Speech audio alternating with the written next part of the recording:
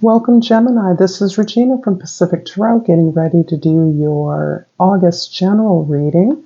I've laid out the cards along the spokes of the horoscope wheel.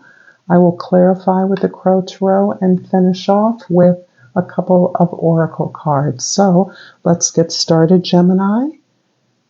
It is currently the full moon in Aquarius, and as we speak, I pull the moon card as your overall energy for August. This is about you accessing all of the invisible and unseen energies that are there to support you through the opening up, the opening yourself to unconscious forces and energies. This is the exploration of your dream life in particular, but it can also be your prayer or meditation practice where you are intentionally setting goals and asking for help. You can intuit that there are energies around you, for example, an ancestor, living or past, who understands you, that is deeply connected to you. This can even be historical or cultural figures that you feel deeply connected with that can stand as signifiers for energies that are available to support you in your endeavors now. There is a level of surrender that is required in order for you to take advantage of these energies, a release and a willingness, a courage to delve into the unconscious realms. I always advise dream journaling as one of my preferred ways, but whatever way that you keep some kind of track of your practice, your intentions, your daily gratitudes or mantras, whatever you do to affirm your desire to surrender to the assistance of the universe is going to be powerful for you at this time. In the 10th house, the house of your social identity, is the Two of Swords. This is about you facing a major decision, perhaps even feeling yourself to be at a crossroads with regards to your community or your work life. Whatever way that you're plugged into the outer world, this is a card that indicates you must be incredibly honest with yourself in order to really ask the questions that need to be asked about these options before you. What feels like a heavy, decisive crossroad may actually uncover through your process of gaining more information, many more opportunities than what you see on the surface. So there's more to it than two choices. And it really requires you to look hard at aspects of your personal experience, your personal environment that is perhaps uncomfortable. In the first house, we have the King of Wands. By contrast, your focus is exuding confidence, passion, energy, enthusiasm, and is attracting others, motivating others to follow you. This is you being determined to reach a goal, determined to express yourself, something that needs to be said, done, completed, or achieved is foremost in your mind, and you feel all the courage and confidence to face this down. In the 4th house, the house of your domestic environment, your foundation, your personal history, the Ace of Swords. This is about a revelation you're experiencing. This revelation, this understanding that you're gaining, this inspiration is what is translating into your external world as a choice, as a decision. Truths hold multiplicities of experience. They reflect a multiplicity of experiences. And so it is this new not only revelation, but desire to understand something more deeply. This is a new, unexpected truth and a path to victory. So you're starting at the ground floor as you are specifically asking for assistance, surrendering to the help that is available to you as you take the courage to move forward in a new direction. In the 7th house, the house of your significant others, you have the Emperor card. And the Emperor card is really about the control you have over your own responses to the environment. This is also the control that you exhibit through your ability to strategize based on your many experiences of success, of manifestation, particularly on behalf of a community. So you are using this availability of support and assistance to help you to focus your intention and direction and intention into a very specific direction. And that direction is a successful one, a victorious one. You are the person for the job, whatever the job is. The King of Wands in the 1st house is clarified by the 10 of Swords in the 2nd house and the Page of Pentacles in the 3rd house. You have interrogated a lot of the efforts you've made that have not been successful.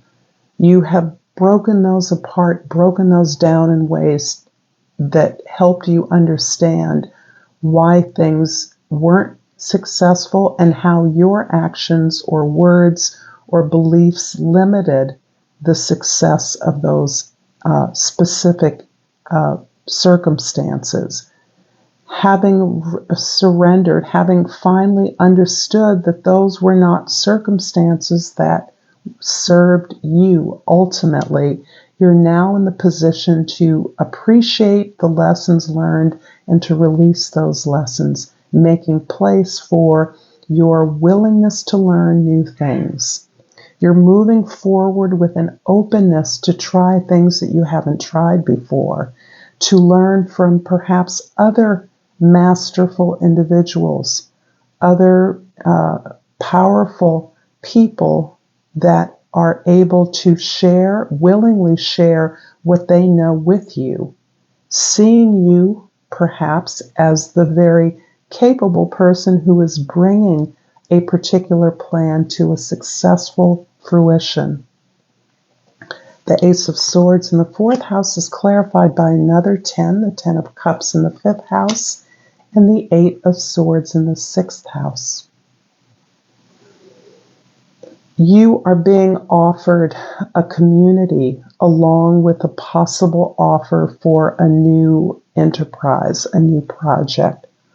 This community that you are being offered, that you are creating, is one entirely designed for support, enjoyment, and upliftment.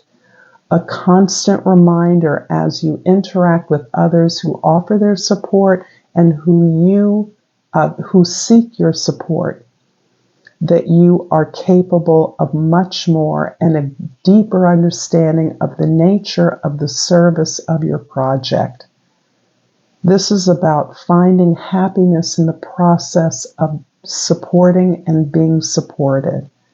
Understanding the nature of the universe is abundance, and this abundance specifically puts you in a safe place where you can process all of your emotions, the range of your experiences, and come out of it having learned something, come out of it on the other side of surrender, release, having trust in others, in the universe, in yourself, to know the best way to move forward. This is part of a major transition that you are personally in at this time, taking something from failure to success, creating a community that supports abundance in all of its forms. not limited to material success, although it appears that you are building abundance. You're building wealth in this current effort that you're considering. The Emperor in the 6th, 7th house is clarified by the Ace of Wands in the 8th house and the Queen of Wands in the 9th house. Here is the new beginning again, really describing the way that you're sharing resources for others. So there's a strong sense of of material abundance that you are working towards achieving as part of a larger community. You are heading a organization, an employment, starting a business that is specifically geared at increasing wealth, building wealth for a particular endeavor or environment. You have the Queen of Wands here coupled with the King of Wands.